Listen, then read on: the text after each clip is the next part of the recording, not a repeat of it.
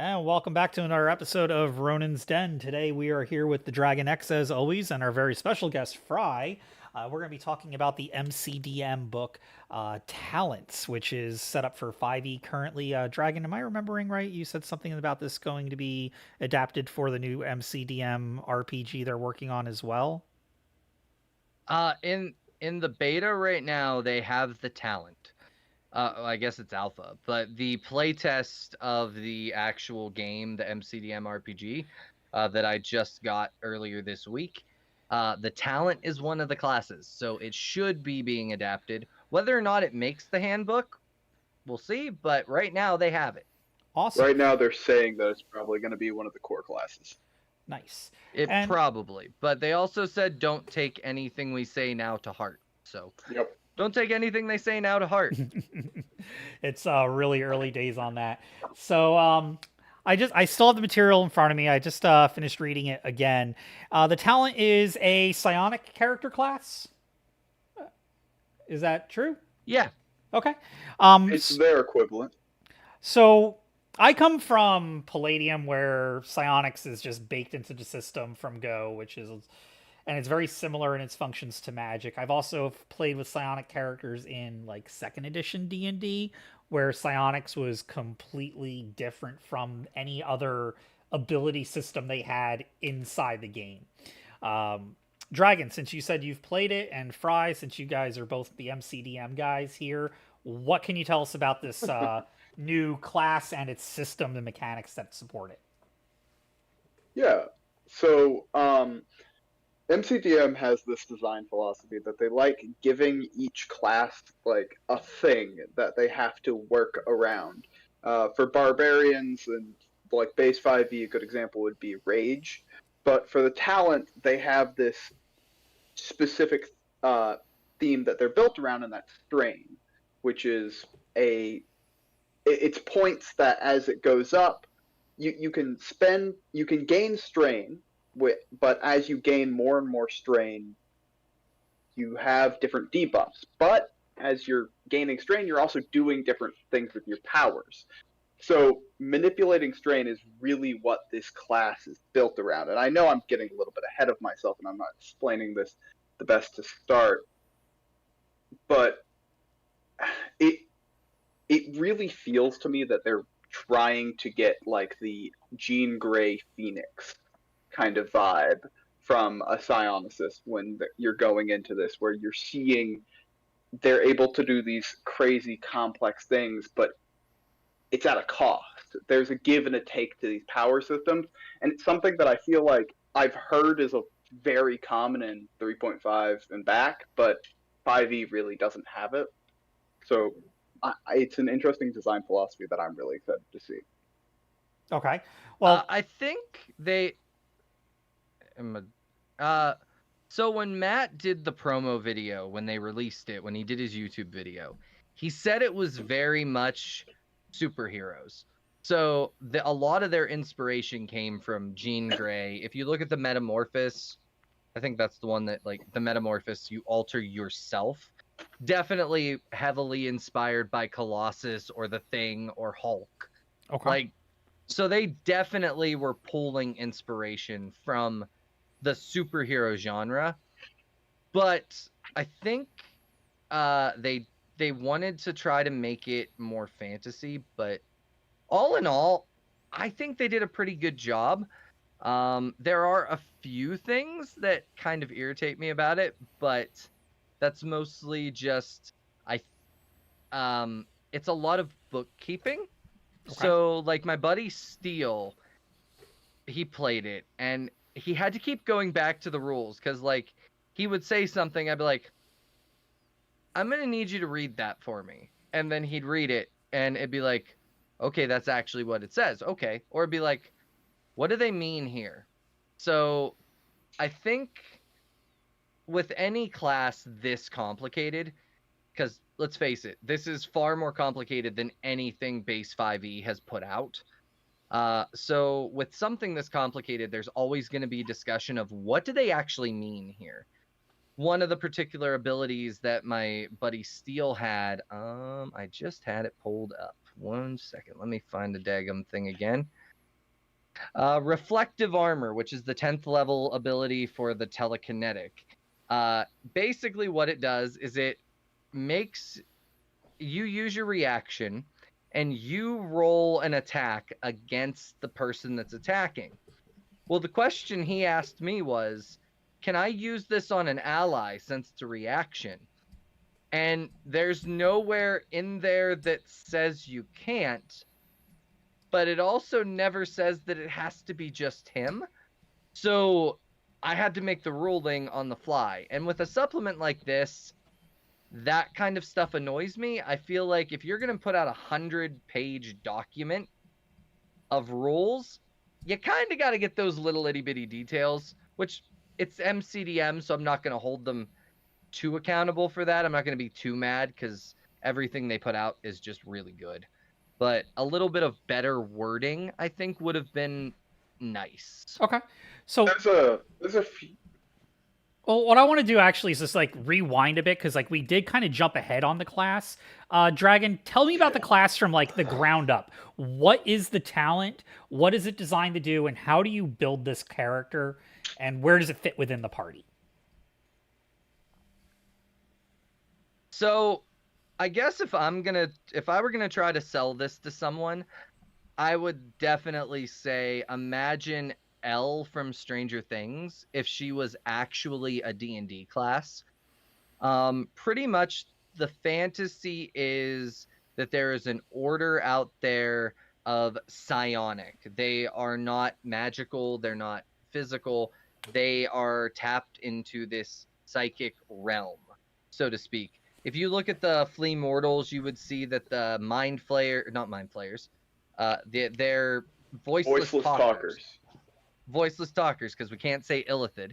Voiceless talkers have that ability. They're time raiders, which are their version of the gift, have it. So it's kind of this otherworldly power that you can learn either by being taught or you're just kind of born with it if you want it to feel more like the Force from Star Wars. And then you have to work with the DM and figure out why does your character have this ability that basically no one else has. And that's kind of the theme they put is you're just a really special person. And with that, you gain these psionic abilities. Starting with, basically, you get the ability to cast powers. From 1, I believe it's to 6th level powers. And to cast these powers, you have to manifest them, which is using your mind to manifest them. So 1st level powers are basically on the same level of cantrips. So your 1st level powers, you can just do them.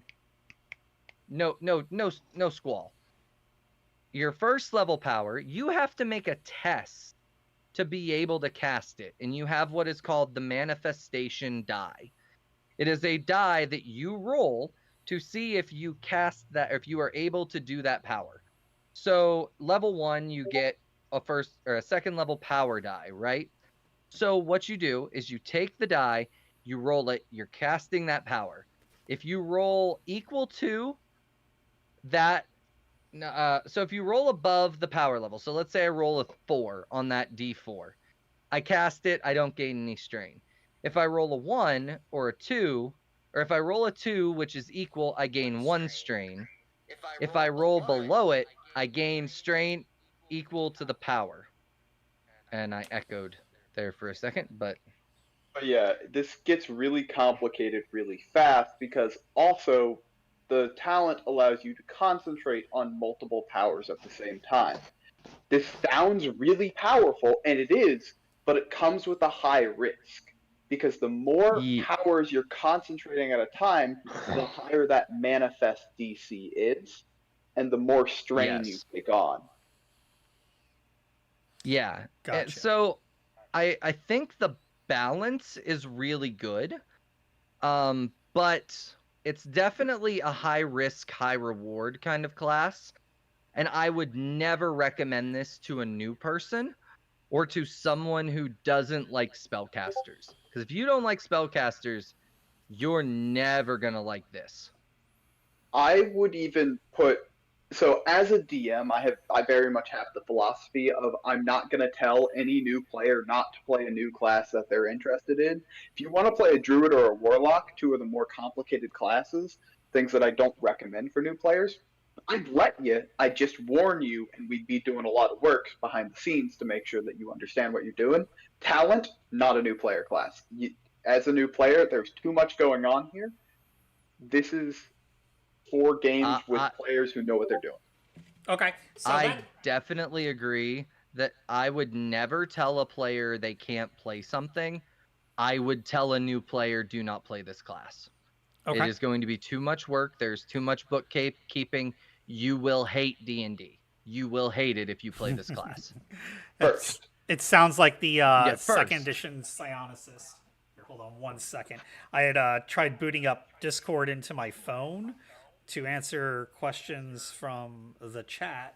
Because Changeling asked if this was basically Psionicists, which, yeah, it's MCDM's version of psionics. uh, Yeah.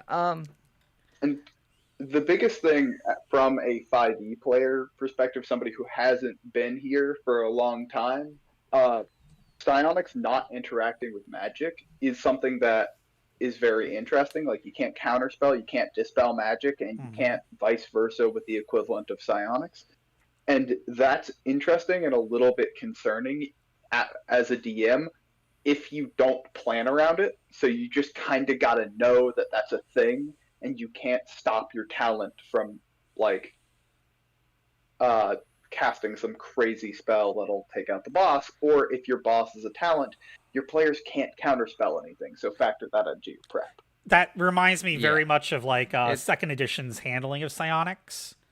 So in It second, is based off of that. right, um, a level one psionicist in second edition could do some really outlandish things. One of them is use the disintegrate power, where they can disintegrate even living creatures, basically a ninth level wizard spell at level 1. Is that something that you see with this version of the talent with MCDM? No. I Uh, don't think I don't think I've seen anything that egregious. Okay. I I'd say think they've definitely Go ahead. I think the worst thing I could say about this is a first level talent might be able to do what a third level player character, a third level wizard could do, Okay. but it kind of scales weird because spell levels are different. Okay. Because the talent only has six, but one of those is a cantrip, so they really only have five levels of powers as opposed to the wizards and sorcerers nine plus cantrips. So it's Okay. there's a bit of a weird scaling. There'll be a few in between levels at different points where the wizard or the sorcerer will feel stronger, and there'll be a few levels where I believe the talent would feel stronger. But I'm not 100% sure because I haven't played with the talent yet. So I will, since I had a player play it on Wednesday, my buddy Steele. At first, I thought to myself, this class is really strong. Then at the end of the game, he looks at me and he goes, "Yeah, I have 4 strain left or I'm dead." I go, "What?" He goes, "Yeah, I have a total of 14 that I can gain. I have 4 spots left I can mark out of my 14." I'm like, "You I'm like, "Yeah, your powers seemed powerful." I'm like, "But I didn't realize you were gaining that kind of strain." He's like, "It's really bad." He goes, "If I roll below and I cast a 4th level power, I gain 4 strain." He goes, "I failed that 3 times, or not 3, 2 times." So he gained 4 strain on 2 power, or 8 strain on 2 powers. Like, the balance from how quickly you can go from no strain to dead is crazy. Like, it is very well balanced in that regard, I think, because, yeah, I can fire powers left and right, but instantly I'm like, okay, now I have to really think about what I'm doing.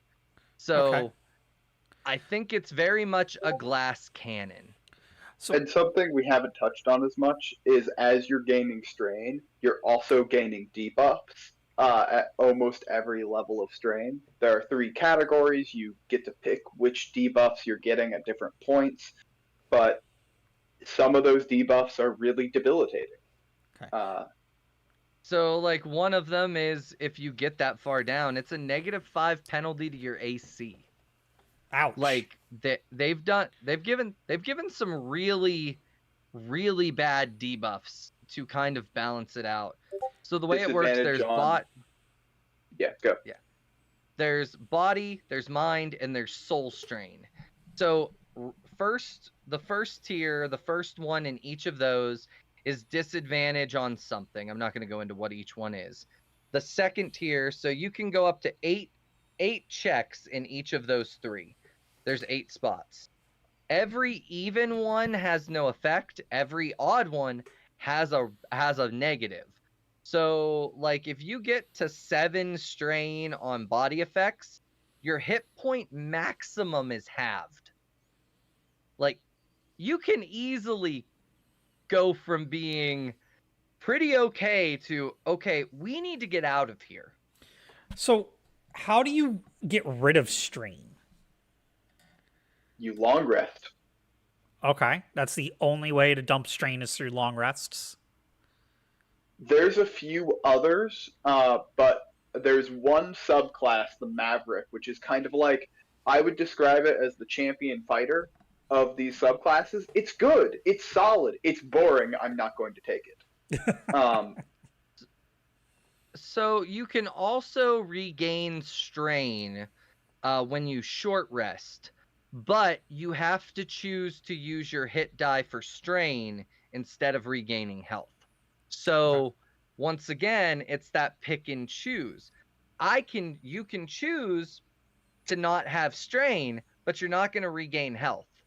Or you can choose to get your health back, but you still got all this strain, which could make you less effective. So it's kind of, when I say it's a complex class and it's not one we'd recommend to a new person, this is why. Because you have actual choices that could dynamically change the rest of the session. Yeah, and your strain maximum starts real low. Your strain maximum at first level is 5. So you can real quick accidentally kill yourself because you don't have spell slots. You can keep casting powers as long as you think it's smart. So when you reach your maximum strain, you have 2 options. Okay. You can have the power go through and you die, or the power can fail and you drop to 0 and start making death saves. So it's this, once again, a hard choice. It might be in that situation where this power will make sure that the boss is going to be easy for the rest of the party to kill, but I'm going to die. They might die and I might die anyway, but at least I'm not instantly dead. So are there any circumstances where you'd want to carry strain? No, I mean, I don't think so. Like, strain is just bad. Okay, strain is just like the more you cast, the strain is bad. It is the balance, right? Yeah. Having more strain doesn't benefit you. At least from everything I've seen, there's no benefit. I want to answer Changeling's question in the chat. He says, I see these problems easily able to mitigate. Does MCDM make it more difficult to long rest than 5e? So the talent follows the 5e rules, so the long and short resting are the same as in 5e. However, in the MCDM TTRPG, a long rest is 12 hours, and you have to be somewhere safe. You can't long rest in the wilderness. You can't long rest in a dungeon. You have to be back at your base of operations. It's kind of like the Lord of the Rings, where the party has to go to the elven place. I forgot the fucking name where the Rivendell. fancy guy is. Rivendell. Rivendell. Yeah, that place. You Yeah, that have to place. be at a place like that to long rest. Okay. If you're not, you can't long rest. You just have to keep plugging along, which I personally like that. I think that's one of the downfalls of 5e is it feels like you can just long rest wherever you want and there's no consequence, but I don't know. Whatever. Yeah, it's very much up to the DM to make the consequence for 5e. Yeah. And I know Matt and his team, probably when they made this class, I know that Matt runs his games that you have to be somewhere safe to take a long rest, even in 5e. So there was probably kind of that mentality in his team when they made this. But I would probably be a DM where if, hey, I got 10 strain, we're going to long rest right now. I don't think I'm just going to let you long rest here in the wilderness and be okay. Yeah, and that is one of the problems with 5e is a lot of it's up to table, and that's not a bad thing, but it's not a good thing either. It's just a thing. It's just, it is what it is.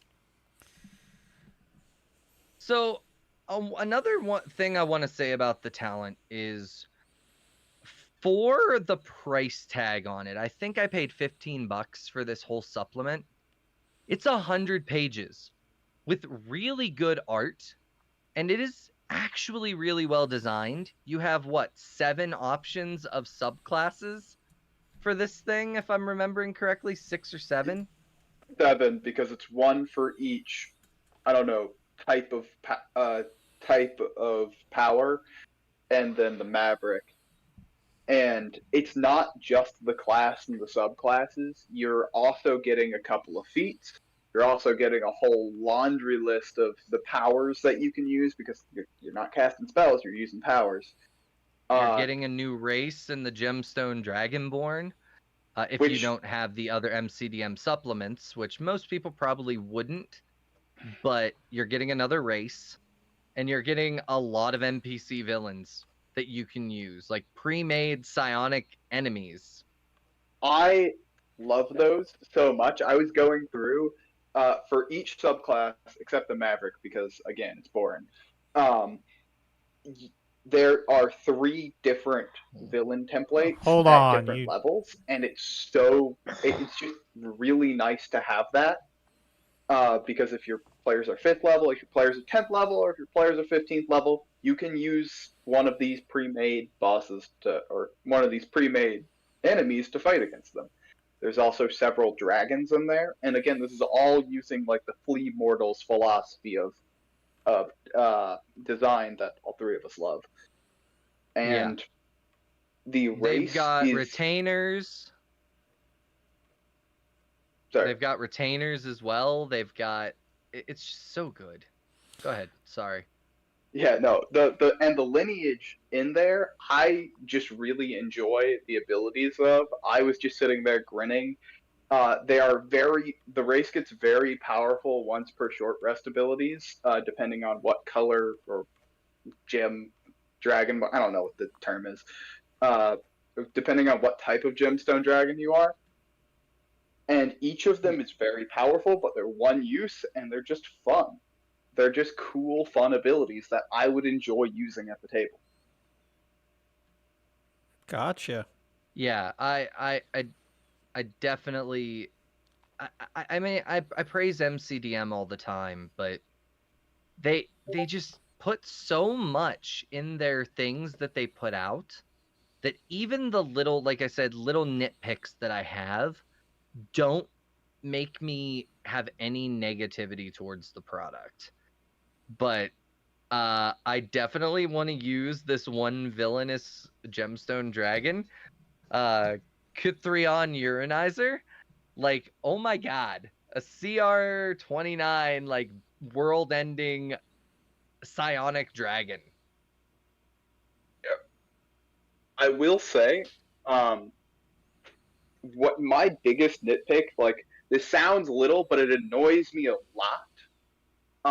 it does not tell you in the like class table that every class has of things you get at different levels. It does not tell you what order, what your maximum order is, or like what orders of power. Sorry, I'm saying this wrong, but like the order level, you have to go digging through several different paragraphs to figure out. It's like, all right, when do I learn third order powers? When do I learn fourth order powers? It's not in the class table, and that just annoys me from a design perspective. I wish it was there. It would make it easier for making a character, and it would make it easier for referencing and leveling up. I can kind of see that. Changeling. Wait, this is a supplement? Is this standard for MCDM? Like, do we have to buy the ultimate MCDM fighter, the ultimate MCDM wizard to make this viable? No. So, like, how do I want to put it? Very easily. This MCDM, when they create a class, they go all out. Like, you get your money's worth. It's not like a lot of companies that'll charge you 10 or 15 bucks for like a 2-page class. MCDM gets new art. They get professional writers. They lay it out, they design it, and they make it worth your money. It's very MCDM to put out a supplement for a class that's 100 pages. I think the Beastmaster was 100 pages, or the Beast Heart. The Illrigger was close to 100 pages. Like, you get your money's worth from MCDM. I would like to see MCDM's take on a fighter and a wizard, because I'm sure it would be better than what we have in base 5e, but they haven't done that, and they're not going to, because they are fully on the MCDM RPG. Yeah, this is just a class supplement. It's just an extra thing. They're not gonna redo the other classes and make the 5e ones relevant. And if they did, I feel like they would like not scam us and put it all in one book. I don't know, because like because if they made a fighter the way that I think Matt wants fighters to be, which is more than, hey, I swing my sword, hey, I swing my sword, hey, I swing my sword, right? I think if Matt were to create something, it would be more like the Warlord from 4E or older editions, where they actually do things. It's not just ha, ha, ha, ha, ha, ha. That's gonna be fun. Yeah. Edit out. Oh, I'm not So, editing that out. if That's they were to staying. give me a 50 to 100 page, like if they were to give us a 100-page supplement of the MCDM Warlord, which is to replace the fighter, I would pay for that, because I have faith that they would do it better than 5e does, because fighters are just boring, in my opinion. But That's what I liked about I the don't know. second I love edition fighters. complete handbook guides that came out, because they were like, here's the complete handbook of fighters. It was a little supplement, cost about what, 25 bucks, but it gave you all these kits, basically subclasses, and they took fighters from just being I swing my sword, I hit the thing, and I do that again next round, to giving them things to do that were more than just swinging their sword, whether it was more role play options or more mechanics to use in a fight. So I wouldn't be opposed to a reasonably priced supplement that did that for each class, but that's not something that they're going to be doing. No. yeah, To get back to the actual talent. Yeah. yeah. Yeah. I went into that like I had a place I was going, but I don't. So, go ahead. I was just thinking about the subclasses. Going through the subclasses, every single one of these, except the Maverick, is very interesting to me. As I'm reading the abilities, they seem fun, fairly balanced. I say fairly because there are a few exceptions, as there are with all subclasses in 5e. And like they just like this is one of those classes that as I'm reading it, I'm coming up with characters in my head that I want to play. and I haven't had that reading an official 5e product for a while, so it's just a lot of fun to feel. All the abilities, like look at the Chronopath. It's the first subclass that they have, and it's just got a lot of really cool abilities. They've got a standard one that just makes them better at chronopathy powers, and it's similar to like the wizards, where all the base wizard subclasses like are better at learning spells of their specific spell type. But Yeah. its 6th level ability is the one that sticks out to me, and it's Decay. You rapidly Oh, that's advance so the age fun. of an object using your mind turning it to dust. You can use an action and gain 1 strain while touching a mundane object that is not being worn or carried by another creature. The object is medium or smaller, it disintegrates into a pile of dust. Like, I don't know how I'm going to use that as a player. All I know is I am, and at every opportunity, because that's hilarious. Oh, Like, you just Hey, walk to all four that- corners of the that building and door touch them. is locked. Yeah. Hey, that door is locked. Hey, it's not. time, boy. Hit that door. Like, it's just these fun little abilities, and all the powers. As I was reading the powers, a lot of them, like, I was reading it, it's like, oh, this is just worse but more thematic version of a different spell. In 5e. Like, I can't remember which one it is, but it's worse command but funnier. Because instead of what it does is it doesn't, like, you're not commanding a person to do a thing, you're changing their perception of reality. So it's not command drop, or it's not command fall to the ground. It is change their perception of reality so they think they're falling down a pit, so they fall prone. Or change their perception of reality so that their sword is now a snake to their mind and they drop it. And that's just so much more fun because it's this cool little roleplay moment as opposed to just ground that we have with like the command spell in 5e. And I just think that's a lot of fun. Yeah, I That's know. also because Matt is an author, where This is true. most of the people at WotC are game designers. So Matt and his team are very much on the cinematics and the visuals. So when they write a power or a descriptor, they want you to actually see and feel and understand what it's doing, not just, oh, drop your weapon. Like, you create an image of the person's hand on fire and they drop their weapon. Like, they're more evocative than that. I think Matt is both a game designer and an author because he has worked on many video games. And I he think did that's that what before he wrote. Well, Yeah, he I was just approaches the meaning that a problems lot of his differently. stuff. Yes, I Yeah. agree. I just don't want to like get in trouble for or yelled at for not mentioning that. Oh, Yeah. Matt Colville is not going to see us. No, Right? not Matt Coville. There are The other people. the two people that watch this video will send you a nasty comment on YouTube. I mean, if they send me a nasty comment, I was accused of talking about Matt Colville the way Swifties talk about Taylor Swift. Duality. Kind of, a little.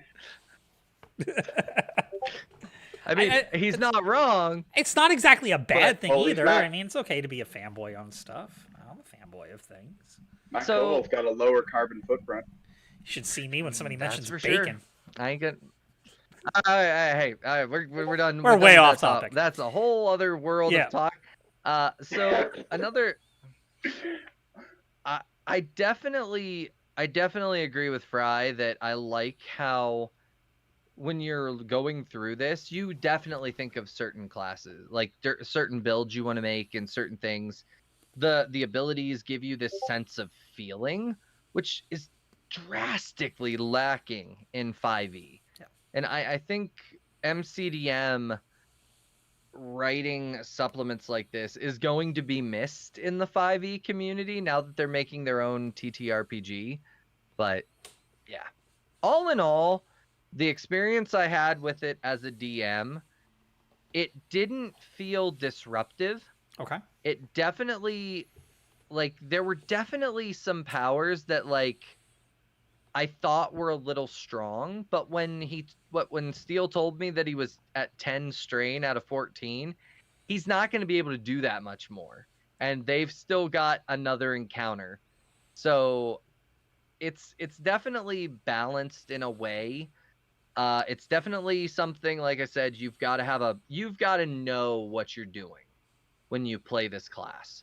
If you are new to the game or new to the hobby and you pick this class up, you're going to be like that meme where the guy's standing there with the weird look and all these like scientific symbols are just flying around his head. Like Yeah. that's definitely what it's going to be like. But I agree with Fry. I don't really like the Maverick. I don't think it's necessary. Honestly, I my feel favorite like was if the you're gonna play the Chronopath. talent, yeah, by far. My But personal favorite was the Pyromancer, but that's because I like fire. Uh, but yeah, Oh, you know what? Maybe Chronopath one of is our definitely but first very class cool. comparisons, we'll do the Pyromancer and the Burster from Rifts and do a side by side on them. all right. So Fry, all in all, give your final thoughts on the talent. And if you care to, give it a rating out of 10. So as I said, complicated, but just as complicated as I kind of wanted. A lot of fun, well put together, and great art. And just the minor formatting problems, and still a few qualms about balance that I long term. But overall, I will give it an 8 out of 10 with potential for that to go up as I personally playtest it. And of course, that Okay. could also go down with personal playtest. You cut out on me. What was the rating? Sorry, 8 out of 10 with the possibility of moving up or down with personal playtest. Okay. I'm gonna agree with everything Fry just said. I'm even gonna give it the same rating. I'm gonna say 8 out of 10. I definitely don't think it's perfect. Like I said, some of the formatting issues, some of the confusion on powers.